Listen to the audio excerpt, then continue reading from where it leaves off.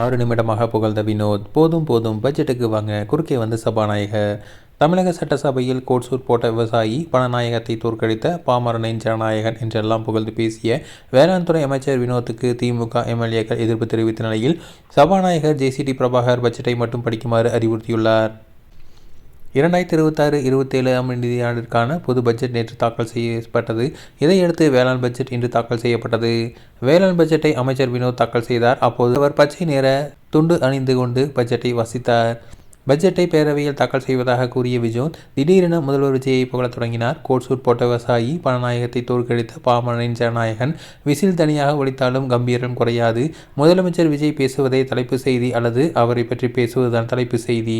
விவசாயிகள் வெற்றி பெறாவிட்டால் தமிழகத்தை நாம் காண முடியாது. வேளாண்மை பாதிக்கப்பட்டால் வேறெந்த துறையும் சரியான பாதையில் பயணிக்க முடியாது என விஜய் அறிவுரை கூறினார். முதலமைச்சர் விஜய் அந்த பிறவியில் விவசாய குடும்பத்தில் பிறக்க வேண்டும் என்றார்.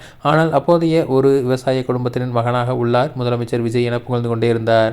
அப்போது திமுக எம்எல்ஏக்கள் இதற்கு எதிர்ப்பு தெரிவித்தனர். அப்போது சபாநாயகர் ஜே.சி.டி. பிரபாகர், வேளாண் துறை அமைச்சர் பட்ஜெட்டில் என்ன இருக்கிறதோ அதை மட்டும் வாசியுங்கள் என்றார். இதைத் தொடர்ந்து மீண்டும் ஒருமுறை விஜயை புகழ்ந்த அமைச்சர் பட்ஜெட்டை தாக்கல் செய்தார்.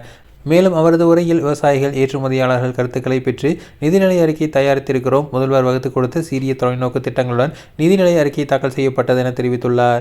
மண்ணின் வளத்தை பாதுகாக்க தமிழ்நாடு மண்வள பாதுகாப்பு இயக்கத்திற்கு 122 கோடி ரூபாய் ஒதுக்கீடு செய்யப்படும் என்றும், நெல் விதை உற்பத்தி மற்றும் விநியோக மானியத்திற்கு மாநில அரசின் சிறப்பு திட்டத்திற்கு 34 கோடி ரூபாய் ஒதுக்கீடு செய்யப்படும் என தெரிவித்துள்ளார்.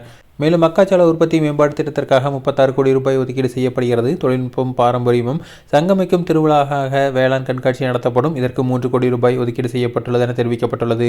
மழை வெயிலிருந்து விளைபொருட்களை பாதுகாக்க 43,500 தார்ப்பாய்கள் திட்டத்திற்காக 10 கோடி ரூபாய் ஒதுக்கீடு செய்யப்படுகிறது.